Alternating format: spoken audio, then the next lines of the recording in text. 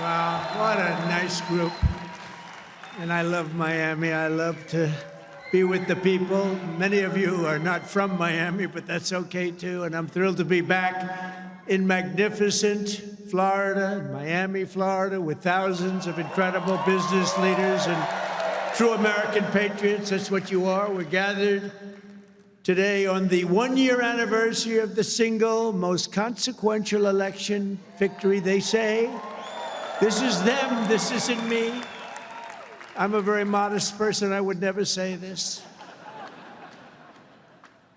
The single most consequential election victory in American history. It's possible. I mean, it's possible. We've done a lot. On November 5th, 2024, the American people reclaimed our government. We restored our sovereignty. We lost a little bit of sovereignty last night in New York, but we'll take care of it. Don't worry about it. We rescued our economy, regained our liberty, and together we saved our country. On that magnificent night, 365 days ago, you know, I was with a group of very important people, and they say, think of it, last week, just last week, 6 days ago, 7 days ago, they said, you were campaigning 1 year ago. I said, no, it felt like I've been in this position for so long. And it's right. At that point, 1 year ago, I was actually campaigning. We did the McDonald's shot. Remember the McDonald's shot? We did the garbage truck shot. And actually, the McDonald's one was the biggest hit in the history of Google. Can you believe that? Number one, the garbage truck did well, but not as well. I guess there's something about McDonald's, right? But it worked, and we won a tremendous election. We won all 7 swing states. We won the great state of Florida, by the way, by 1.4 million votes, which is unprecedented. Biggest victory ever in Florida, including an 11-point victory right here in a place called Miami-Dade County. We won the popular vote for the first time of any Republican in many decades. We won the Electoral College 312 to 226. And we won 86% of the counties in America. That's a big one. 2,700 to 525. I'd say that's called a landslide, right? We got more votes from African Americans than any Republican candidate in history.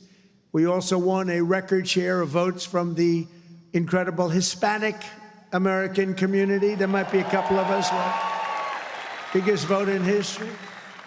And above all, we won a resounding mandate to make America great again, which is what we're doing.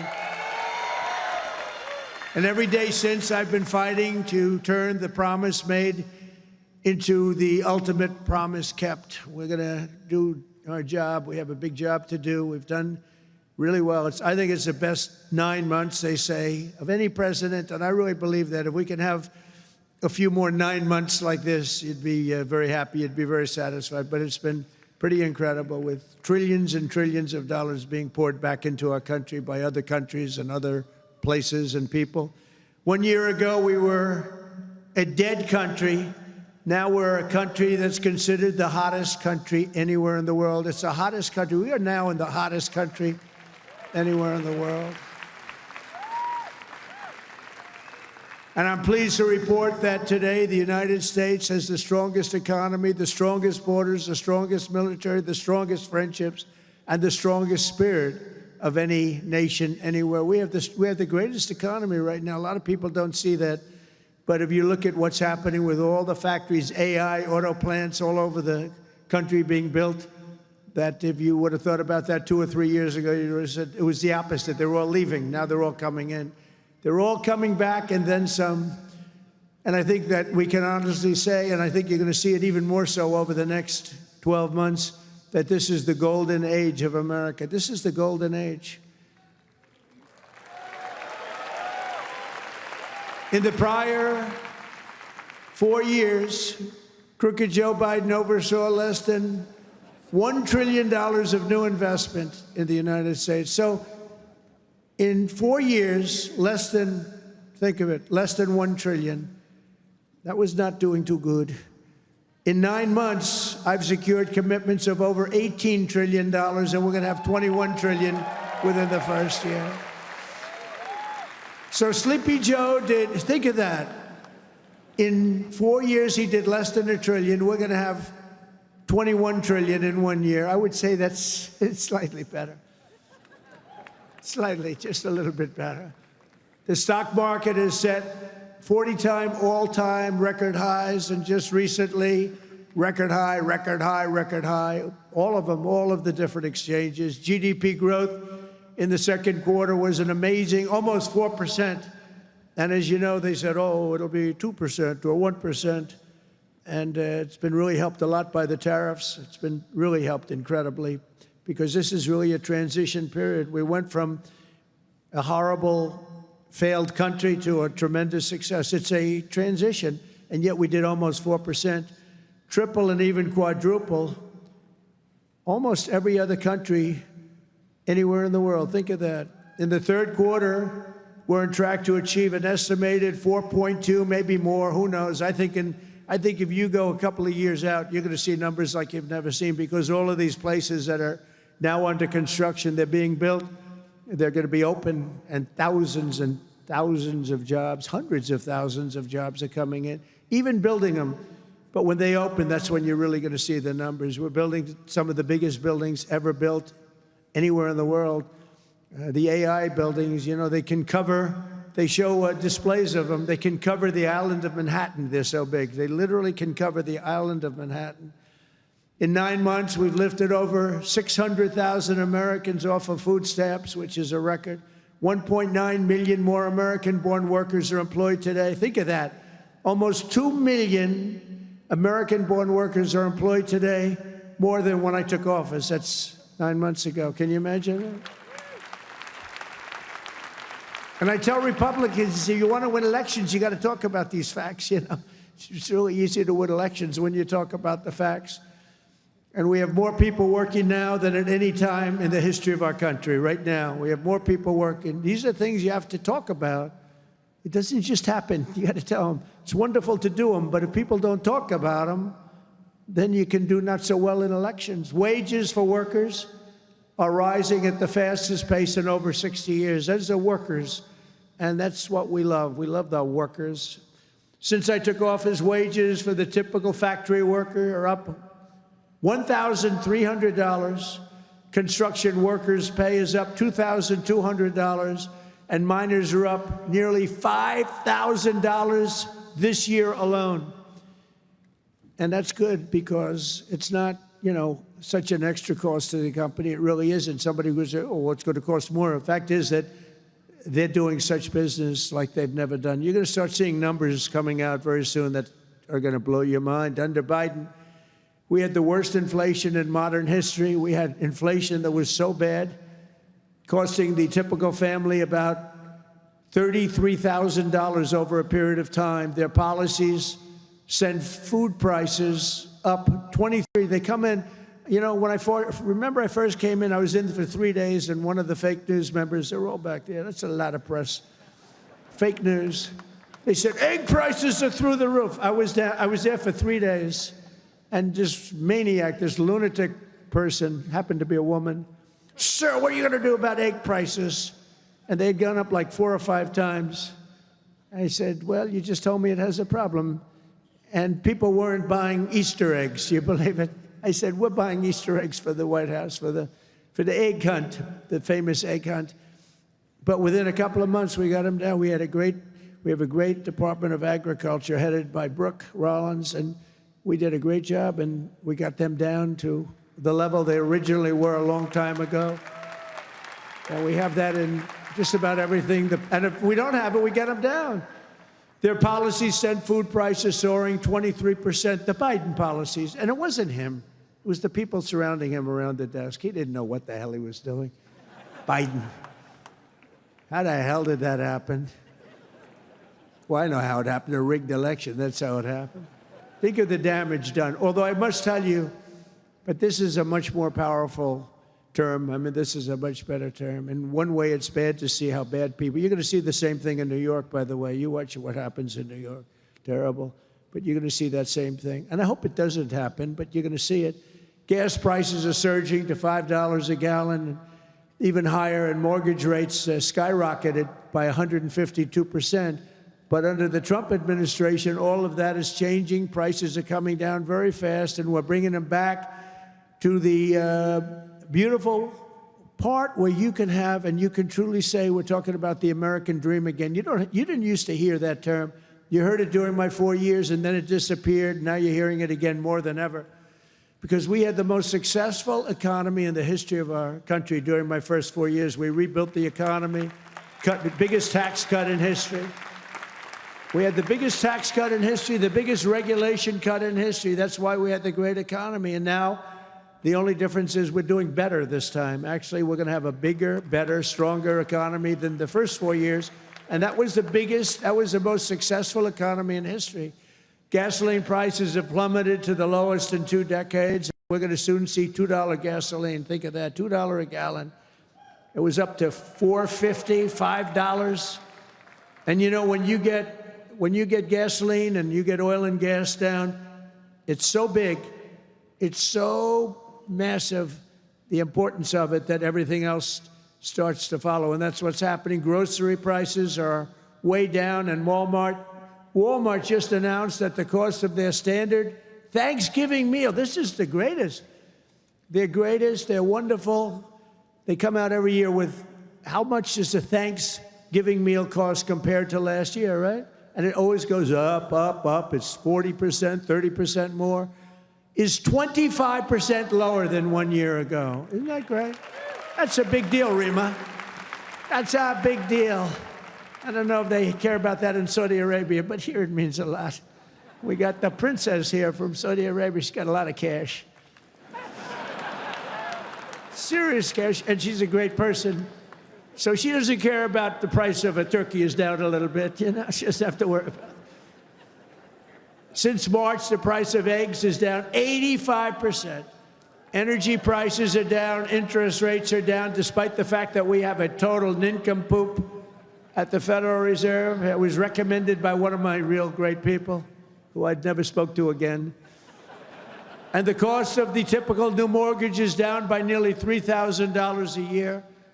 Day by day, we're making America affordable again. It's going to be affordable again at a really record pace. And, you know, other people are going to take credit. All the mayors and all the governors, they're going to say what a great job. They didn't do a damn thing.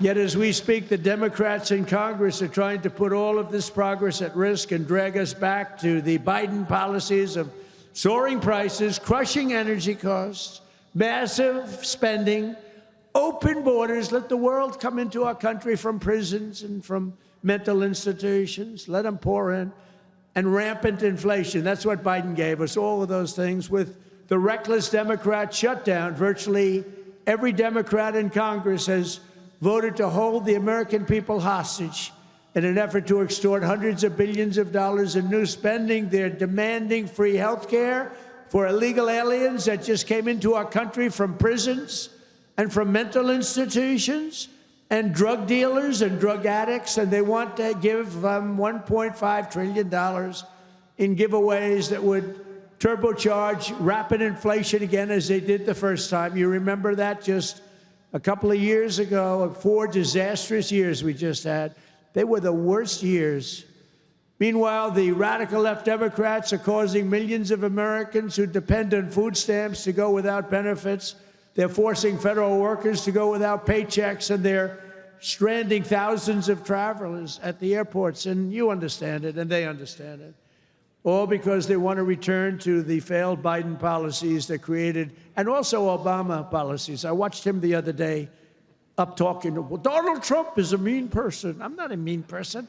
I just want to have a country that's great again. Is that okay? I'm not a mean person. He's a mean person. He's a divider. He's a divider. Obama, Barack Hussein Obama. And by the way, ask him how he's doing on his museum library. He's got hundreds of millions of dollars of cost overruns. It's come to a dead halt. He built it in not a particularly good location. He's not into real estate, you know. He doesn't know about location. He doesn't know about location, but he built it in a location that's not going to be too good. but the thing has come to a dead halt. It's way over budget. It's sort of like Gavin Newsom in California. He's got a train that was supposed to go from San Francisco to Los Angeles, which is a stupid idea because an airplane is faster. I don't care how fast it goes. And they had plenty of airplanes. San Francisco, inside San Francisco to inside right there, L.A. And what they did is they said, oh, man, this has been going on for years. It's billions and billions of dollars over budget. So what they decided to do is cut it so that it doesn't go into San Francisco and into L.A. It cut way short of both. And then they cut it again and again and again. Pretty soon they're going to have like 2 miles of track. Billions and billions of dollars, totally incompetent. The biggest cost overrun proportionately that I've ever seen. Many, many, many times more. And it's no longer the same. It was supposed to go into the city. Now it's way short, many miles short of the city. So they're going to drop you off and you can walk the rest of the way. That train is going to haunt him. You watch, because he doesn't have what it takes. I tell you that. Slimy guy. He's a slimy one. Maybe that should be his nickname. Slimy Newsom, right? But he doesn't have it. But you look at that train, it's going to cost him. Republicans have voted 14 times to fund the government. And it's time for Chuck Schumer, crying Chuck. Remember he started crying at the airplanes? They were the worst forced tears. I've known him all his life. He's never cried. But he broke down in tears. He was so devastated. He didn't know why he was crying, but he just thought it was good to do. His people told him this was a good time to cry. Crying Chuck. But it's time for Chuck Schumer and the radical Democrat Congress to stop playing games with the people's lives and to pass a clean funding bill that they've done 30 times before. And to reopen government immediately, just reopen it. They don't like it to be reopened because we're setting records. They think actually, I don't think anything's going to hurt. We are so strong now that I'm not sure that anything's going to hurt. But it would be good to open it up. Take care of the people with jobs that aren't going to get paid and aren't getting paid. And no matter what, we will not let them impose their inflation-causing extremism on the American people. We're not going to pay $1.5 billion for people that came into our country illegally, okay? If you don't mind. That's what they did last time. Remember the Inflation Reduction Act? The greatest scam, one of the greatest scams. I would say some of their environmental scams were even bigger, but one of the greatest scams ever, Inflation Reduction Act. And then they admitted it had nothing to do with inflation reduction, remember? But it did actually cause massive inflation. It actually caused massive inflation. But we don't use auto pens in the Trump administration to sign things. We don't believe in that. You know, I get these guys come in with these big, beautiful documents, gorgeous, beautiful, must cost a fortune. I should check the price. But, you know, a general is being made or something, you know, some big post. And they say, sir, would you sign this, please? It's going to be a 4-star general, or it's going to be a big cabinet position, or it's going to be something with medical or whatever. I take my pen and I sign it. In his case, they walk it into a room and they give it to somebody who's no idea who Biden is. But Biden doesn't have any idea who he is either. And they have a machine sign it, the auto pen. And all of the pardons, he gave thousands of pardons to people. He had no idea about it. He didn't know about it. And therefore, all those pardons are void. You know, you have to have, it's a very complicated thing if you're going to use the machine. You have to do it properly. And he didn't have any idea what was happening. And this is what we had as a president. We don't want that. You have the opposite right now. I don't want to be braggadocious, but you have the exact, I know exactly what's happened. If you want to see what congressional Democrats wish to do to America, just look at the result of yesterday's election in New York, where their party installed a communist as the mayor of the largest city in the nation.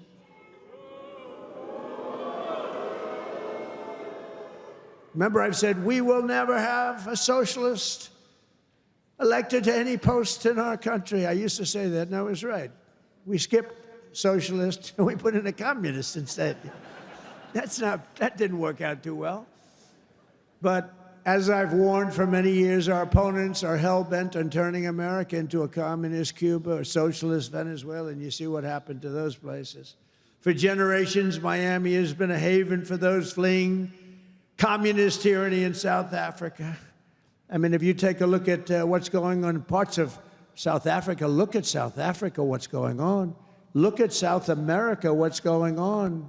You know, I'm not going to, we have a G20 meeting in South Africa. South Africa shouldn't even be in the Gs anymore because what's happened there is bad. I'm not going. I told them I'm not going. I'm not going to represent our country there. It shouldn't be there.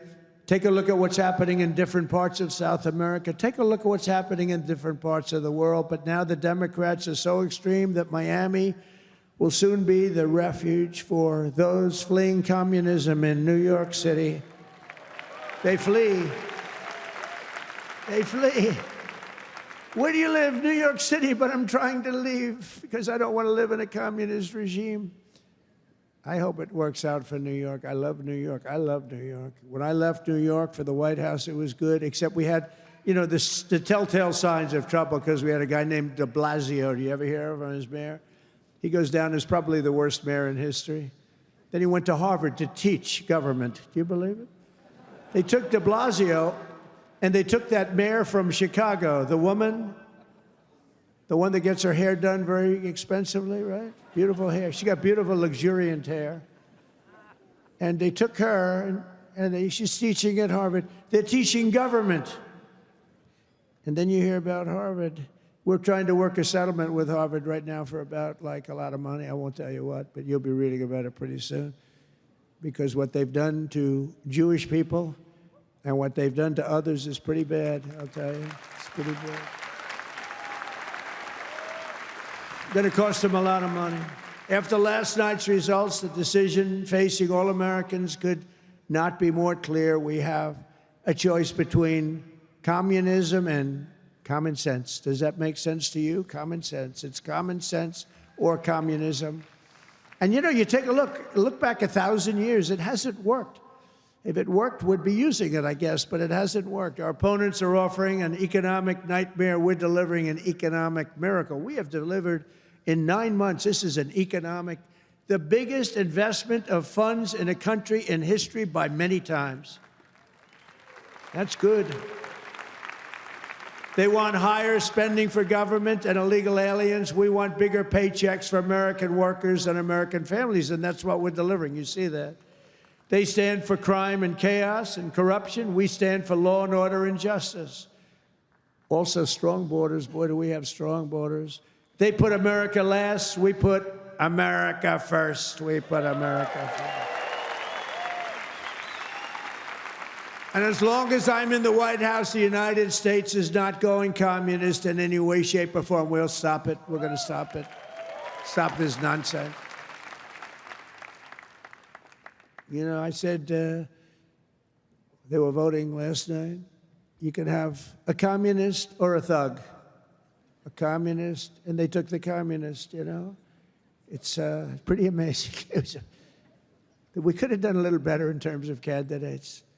From day one of my administration, I've been fighting every single day to turn around the catastrophe we inherited to make America the best place on the planet Earth to do business. And that's what it is. Right now, we're the #1 place. I'm getting plants approved in 2 weeks. It used to take 20 years before they got rejected. You'd have young people start off. Their whole business was getting a certain plant accepted. 22 years later, they're ready to retire, and they haven't gotten it. And then they go to a vote, and they get rejected after 22. They wasted a whole life looking for an acceptance. We do it in 2 weeks. We make sure it's good. We make sure it's great and proper, environmentally sound. It takes 2 weeks. My goal is to have the best tax rates, the lowest energy cost, the lowest regulatory burden, the most advanced technology, and the fairest trade deals anywhere in the world. You know, we're leading China. We're leading everybody by a lot in AI. And this was my idea, so I'm very proud of it. I said, build your own electric. People would come. We need more electric grid, sir. The electric grid's 200 years old. We need more electric grid. It's old. The electricity that the AI plants need alone is double the entire electricity that we have in the country right now. Can you believe it? So I had this idea. I said, we can't fix the old grid that much. We'll fix it up. We'll keep it going. Little Band-Aid here, little Band-Aid there. It's old. And I said, here's what we're going to do. We're going to let these geniuses build their own electric generation. So they are building their own electric utility plants. They become a utility, if you think about it. They're building the utility and the electric right alongside. This is where they have their transformers and everything. They're building the most expensive electric plants you've ever seen, generating plants, some by nuclear, some by oil and gas, some by coal as a substitute. They're building them right next to their plant, and they're incredible. People say they've never seen anything like it because these minds are genius. To them, an electric plant is not complicated. To them, an electric plant is better than the people that produce electricity, although Florida Power and Light is doing a lot of plants for people. They're pretty advanced, I have to tell you. But they're building their own juice next to the plant. Isn't that sort of a cool idea? And you know, when I first proposed that, they came into my office with, you know, they have unlimited money, but they were trying to figure out how they can build it because they had no electric of any consequence. And they said, you're going to build your own plant. I'm going to get you your approvals in 2 weeks, 3 weeks, maybe a month if I'm slow. We have a great man, Lee Zeldin, in charge of the environment. He's incredible. And he's tough, too. He's very tough. But they have their approval in 2-3 weeks. You know, they're dealing with the best experts in the world. They know what they're doing. It's amazing when you see some of this stuff come in, designed by guys with 190 IQs, and then you have an inspector who's not quite as smart as that, inspecting it to see whether or not it's okay, and he has no idea what he's looking at. No idea. But I said, you're designing your own electric plant, and they didn't believe it. They come in 2 weeks later, they said, the biggest problem is electric. I said, you can design your own plant, and we're going to have your approvals within 2 to 4 weeks. And they said, he's really serious about it. They thought I was kidding. It was so good, they couldn't believe it. They'd leave, and they couldn't believe it. It took me 2 or 3 times to say it. Yeah, they're designing their own electric plants, and it's unbelievable. And then they're going to sell their excess electricity back into the grid. So we benefit in that way, too. In July, I proudly signed into law the largest tax cuts in American history. Now, that's the second time. I did it the first time, but these are even larger, the great, big, beautiful bill. And that includes no tax on tips, no tax on overtime, no tax on Social Security for our great seniors, no tax on Social Security. I wonder which is the most popular of the no tax on tips. You know, I was in Nevada, in my building in Las Vegas, and I had this beautiful young waitress come up to me. I never talk about beauty anymore because politically, if you mention somebody's beautiful, that's the end of your political career. So I don't mention that she was beautiful, but she was beautiful. And she came up, and I said, how you doing? Oh, sir, I'm not doing well. The government is horrible on tips. I said, really? How do they tax? They tax tips? They tax us, and they go after us. I've never seen anything like it. It's made my life miserable. Sir, there should be no tax on tips. She said to me, no tax on tips. I said, say it again. She said, sir, there should be no tax on tips. So we had a lot of the fake news waiting for me outside of the restaurant. So I went out and I said, ladies and gentlemen, I have an announcement to make. There will be no tax on tips. That's how it all started. And I won Nevada. I won Nevada. Because, you know, in Nevada, every job is basically, you know, you're a waitress or you're working in a hotel. No, that's how it started. So it was amazing. We won Nevada easily, which is usually not a stronghold for Republicans, but it's become a stronghold. So I want to thank the waitress. She did a great job. But when she said those words, sir, there should be no tax on tips, it's amazing. Somebody else would hire a consultant, pay them millions and millions of dollars. They'll come back, and they'll say, sir, I think you should absolutely tax tips, and you'll lose the election. But we also have 100% expensing for all new factories, plants, and equipment, so your businesses can write it off all in 1 year, and that's a lot of jobs you're doing and producing. That was, to me, the biggest thing in the first bill. But this is even better because this goes for a 10-year period. Upon taking office, I signed an executive order requiring that every new regulation, every time we issue a new regulation, think of this, 10 old regulations must be eliminated simultaneously. So if we give you one, you get rid of 10. And so far, for 9 months, we're exceeding that. And it's 30 to 1. For every new one we give, they're getting rid of 30 old, broken down regulations. And we've slashed nearly $1 trillion worth of regulatory burdens. We have regulations that are so old and nobody uses them, but they stymied a lot of production, a lot of jobs. And I did it the first time, and we had the largest regulation cuts in history, and now we're exceeding it this time. So it's big. It's one of the reasons we did so well then, and I think it's one of the reasons we're doing so well now. Again, we have to talk about it, because if we don't talk about it, nobody else, the fake news, is not going to talk about it. And we have streamlined permitting for the new energy and mining projects. What used to take decades now takes 28 days. And on day one, I signed an executive order to unleash American energy and officially terminate the Green New Scam. Has anyone ever heard of the Green New Scam? Remember the old thing, global warming, and then it would be too cool? And then they said global cool. They didn't know what the hell to say. So they came up with the greatest, climate change. No matter what, if it goes up, if it goes down, climate change. They're very, very smart people, but not smart for us. They're smart for them. But my policy was very simple. Drill, baby, drill. We're drilling like crazy right now. And to curb inflation, we've slashed the size of government for the first time in years, and we're waging total war on waste, fraud, and abuse like we've never done before. Since January, 100,000 bureaucrats have left the federal payroll. Government spending is down 2.5% this quarter compared to 1 year ago. Think of that. And in stark contrast to last administration, 100% of all new jobs created in America under my administration have been created in the private sector. 100% of the jobs have come from the private sector. Otherwise, you don't have a country. I mean, I love government workers, but if you have all government workers, you don't have a country, do you? At the same time, my tariffs are bringing in hundreds of billions of dollars and are helping slash the deficit this year by more than 50%. Did you see the numbers? We're going to be down 50%, anywhere from 25 to 50, but closer to 50%. Who would think that one? Those are big numbers. Now, take that out 2 or 3 years. To embrace a vital industry here in Miami, I've also signed historic executive orders to end the federal government's war on crypto. Crypto was under siege. It's not under siege anymore because it's a big industry. It's a big industry, and I have a lot of people that are great people, great business people. They're in other businesses, but they're in crypto too. And it takes a lot of the pressure off the dollar. It does a lot of good things, but we're into it. Biden was vicious on crypto. They were going after these crypto guys. It was terrible. They were under indictment, but I got indicted too. I made a phone call. Congratulations on your victory. He made a phone call. Let's indict him.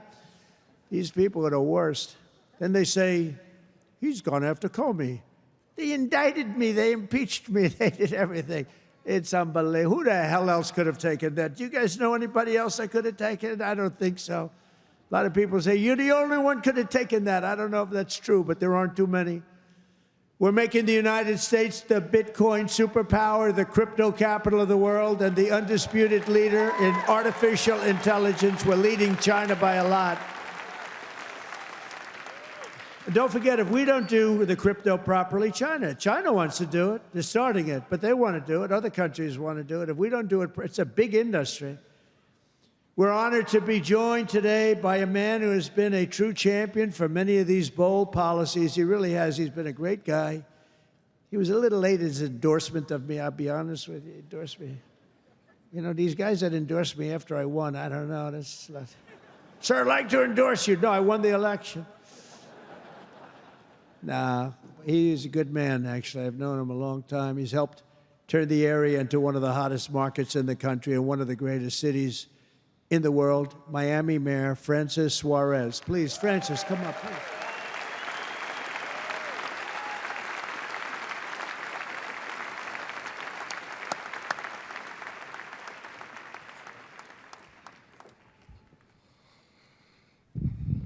you're never gonna let me forget that one, huh?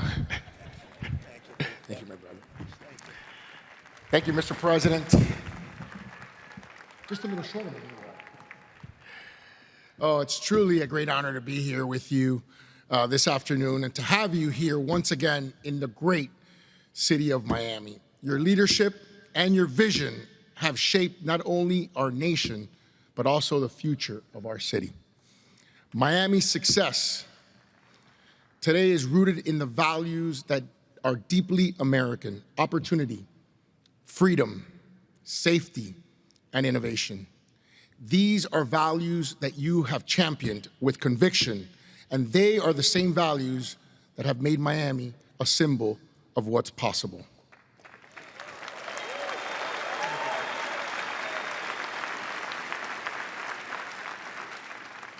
When people believe in the promise of America, Mr. President, I want to personally thank you for your continued support of our vision for this city.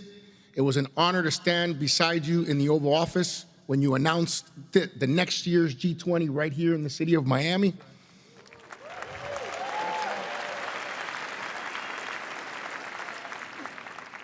Thank you for choosing our city to host what is perhaps the most important and consequential gathering of leaders from around the world. Miami has come a long way, and we will rise to the occasion, Mr. President. On behalf of the people of Miami, it is my privilege and honor here, on behalf of my wife, the America Business Forum, Nacho, Sergio, and everyone, to give you like real estate, right? I do. Yeah. This is a key that opens some really nice presidential library real estate.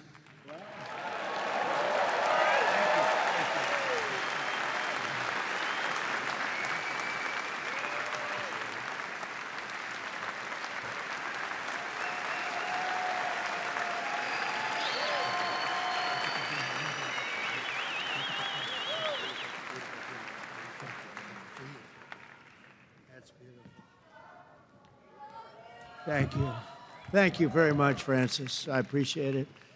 And you know, he's really a special guy. I'm going to take this, I'm going to put it in the White House, and then I'm going to move it to Doral in about 3.5 years. We put it right in Doral, right? In the lobby of Doral. A lot of people from Doral.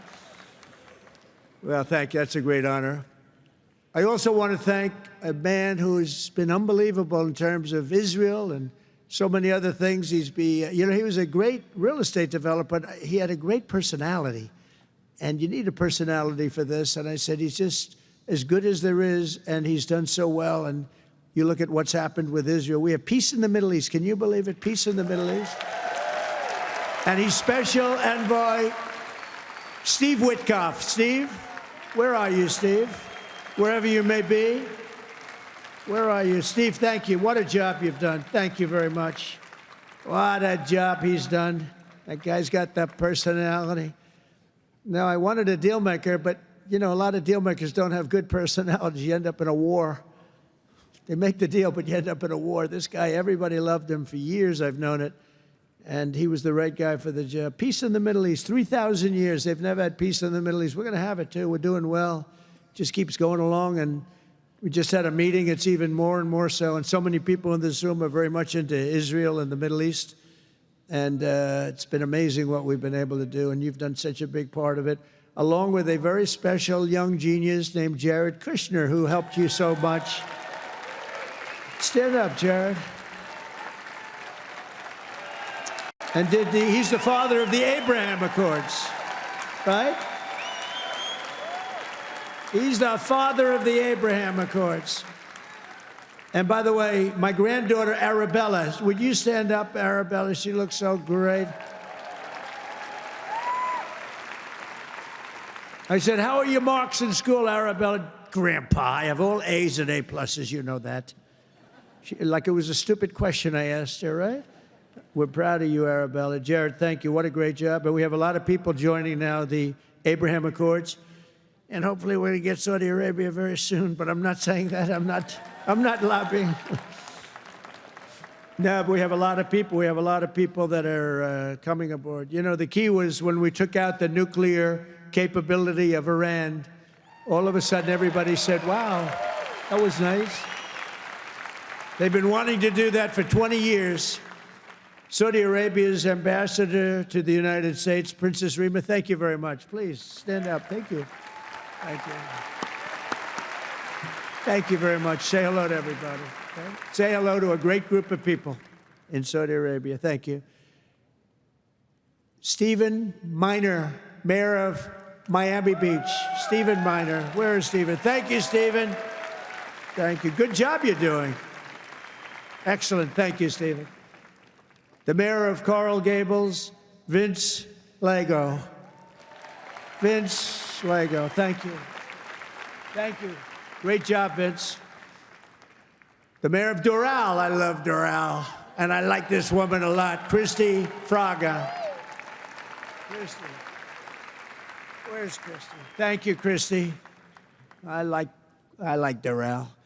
We also have Commissioners Damian Pardo, Laura Dominguez, Ralph Rosado, Miami-Dade Supervisor of Elections, Alina Garcia, the President of FIFA, Gianni Infantino. FIFA. Where's Johnny? Whoa.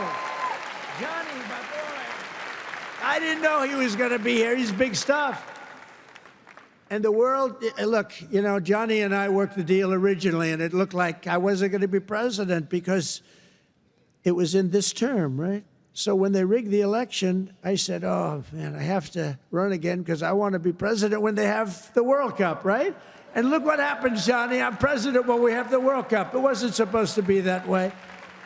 But I can only tell you that the tickets are selling at numbers and record like they've never sold ever before. I heard you just told me that they're doing record business, right? You had the World Cup coming.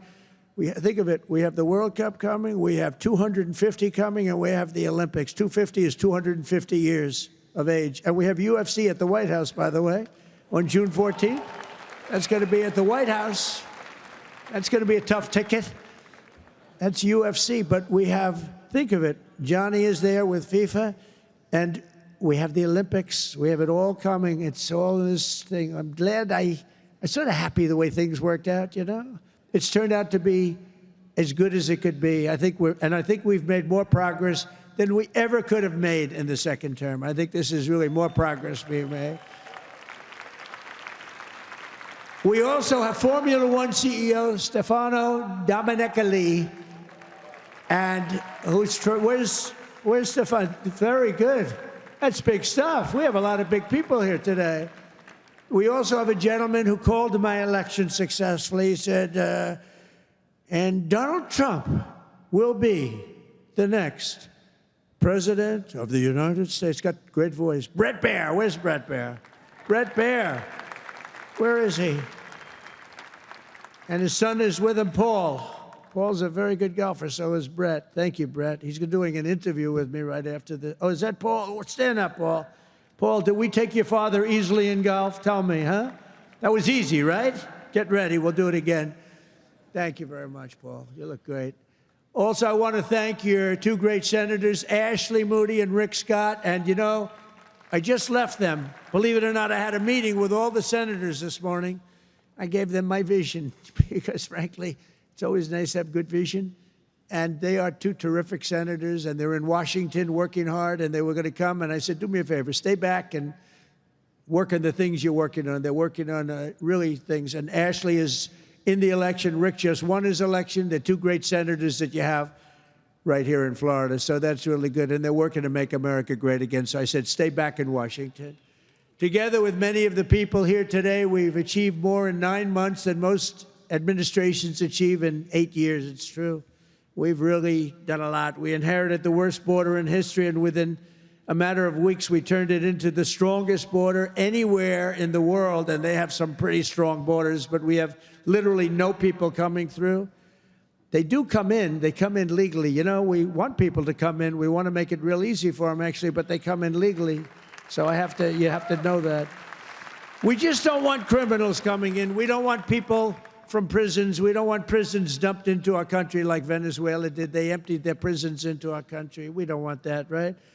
For months in a row, 0 illegal aliens have been admitted into the United States. 0.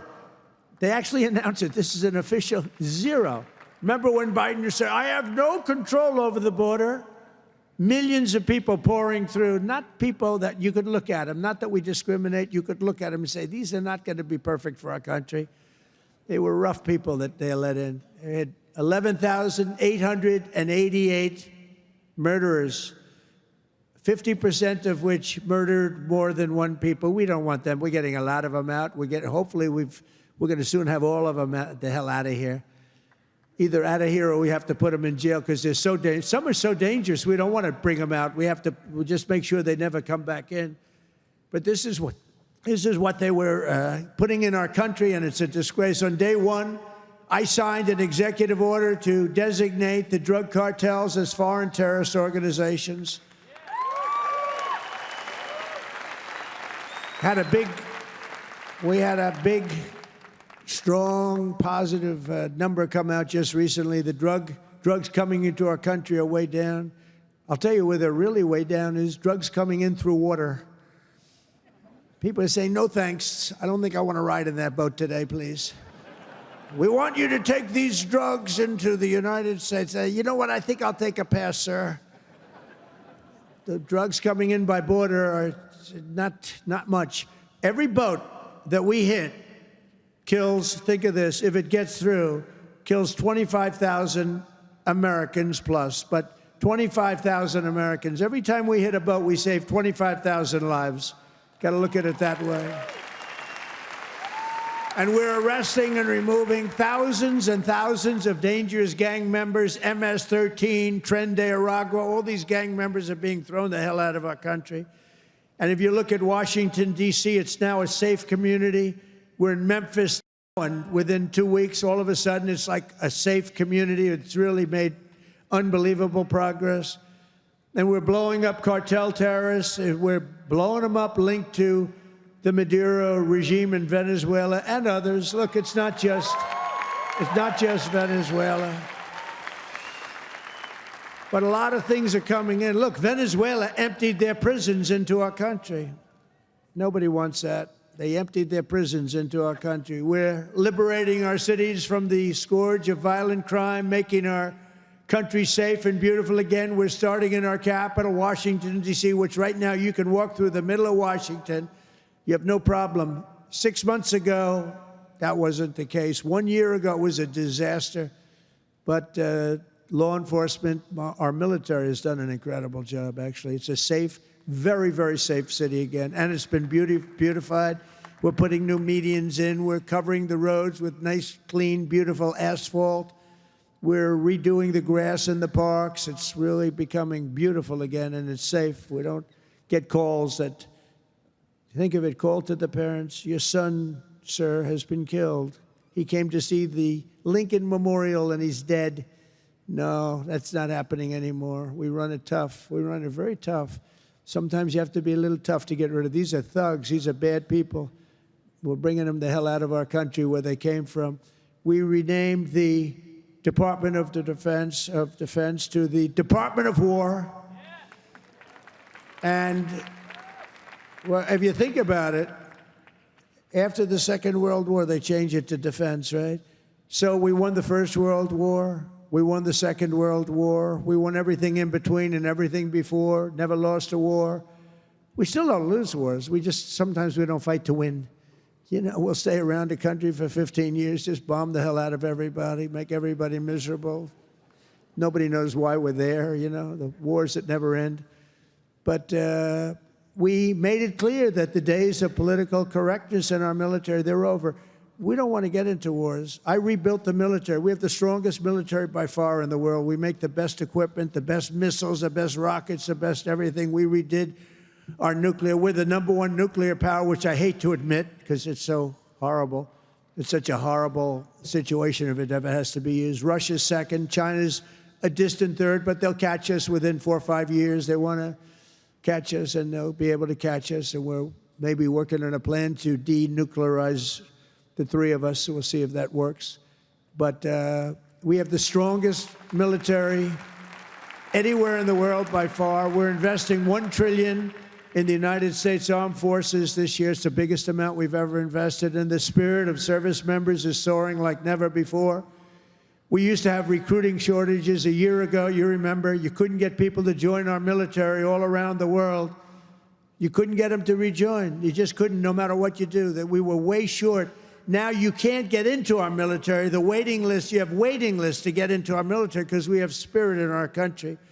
And all around the world, America is making peace, and we're really making peace through strength because they know they're not going to mess around with us. Nobody's going to mess around with us. You saw what happened.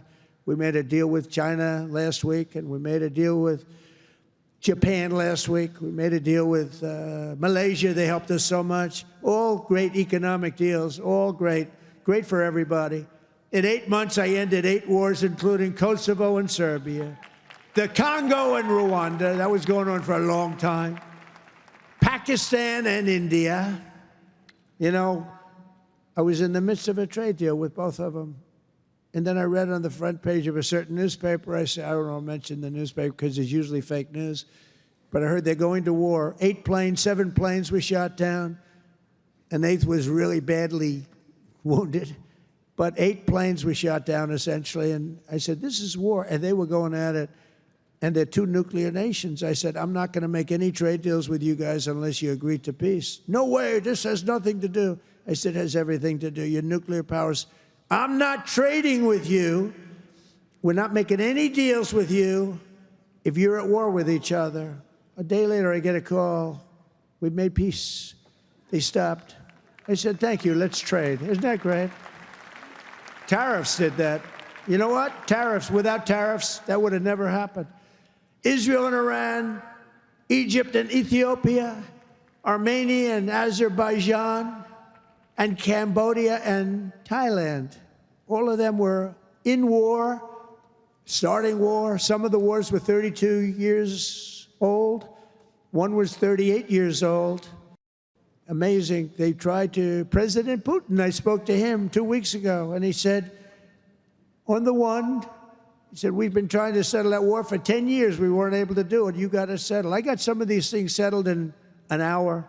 No help from the United Nations at all. The only thing I got from them was a blank teleprompter. Remember I went up there, Princess? Ladies and gentlemen, on behalf of the United States of America, President Donald J. Trump, I'm looking at the teleprompters, and I have all my friends, including your family, sitting out there, 158 leaders, some in beautiful silk white robes, others in bad shirts, bad ties, and some in beautiful shirts and ties. But they're all the leaders, 158 leaders. And they're saying, President, and I'm walking up to the President Donald J. Trump, and I'm looking at the teleprompter, stone cold blank. They did it on purpose. And I think I gave my best speech. That's what I was told.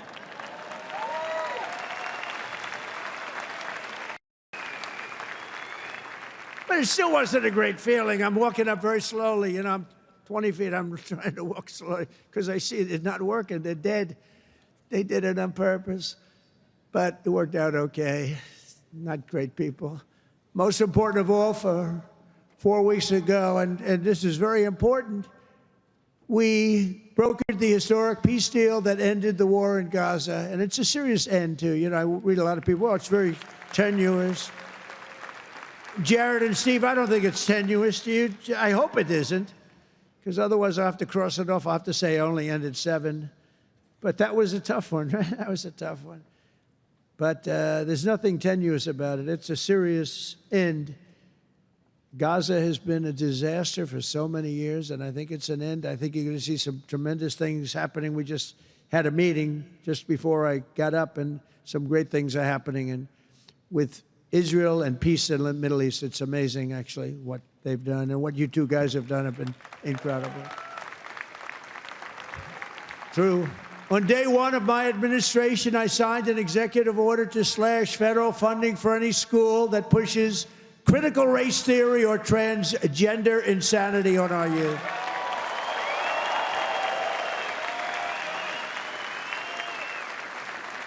And we completely banned the chemical and surgical mutilation of our children. Think of that. Can you imagine somebody 15 years ago saying we stopped the surgical mutilation of our children? We stopped the chemical mutilation of our children. Can you imagine that? They would have said, this guy's crazy. And now you're saying, thank you very much, because you know it's true. How about this one? We got men out of women's sports. It's over. It's over. Men out of women's sports. They had a race here, the long distance, I don't know what the hell, a race, one of these all-day races. They had the top women, the top men. The man won by 5 hours and 18 seconds, okay? What the hell? How about the weightlifting? 218 pounds by women. That's a lot to lift over your head, Rima. I don't know if you might be able to do it. 218 pounds or whatever was the record. A man beat the record by 100 pounds. It stood for like 17 years or something. A man beat the record by 100 pounds. He was a failed male weightlifter, but as a female, he did very well. That's a record that won't. This is a thing that stood. They'd put a quarter of an ounce and a quarter of an ounce on each end. 18 years the record stood. Then a guy comes along, ping, ping. This is the crazy. These people are crazy. And Mandami, whatever the hell his name is in New York. No. He thinks it's wonderful to have men playing in women's sports. The swimming's good too, you know? You know the story? Records are being beaten by numbers that nobody's ever seen, nobody ever thought possible. But a lot of those records are being changed back to where they should be. And I made it the official policy of the United States government that there are only two genders, male and female.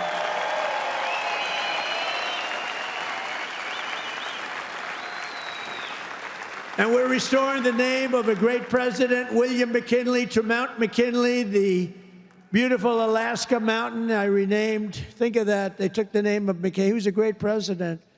He was assassinated. He was a great president for tariffs. He was the tariff king, and he made our country very rich. And then Teddy Roosevelt spent the money on the Panama Canal and many other things. And everyone thinks Teddy was a great president. He was. But the one who built all that money was McKinley. So we renamed the mountain back to Mount McKinley. Is that okay? I think so. You know, I'll tell you what, who's happy about that is the great state of Ohio. He was governor of Ohio and became president, did a great job, made the country very rich. He was killed. Mount McKinley was named, and then the name was taken off. And we put it back on. And I renamed the Gulf of Mexico to the Gulf of America. That was an easy one. That was an easy one, Johnny.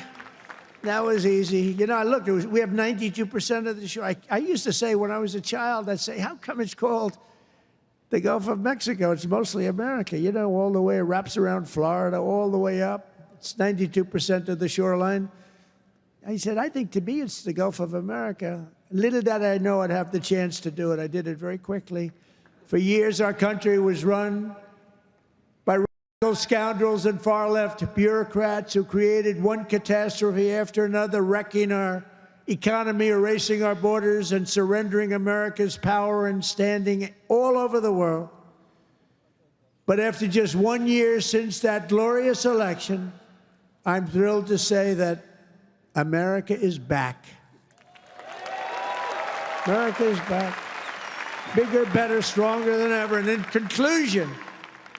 conclusion, jobs are returning, businesses are booming, and America is respected again, perhaps like never before. Our country is respected again like never.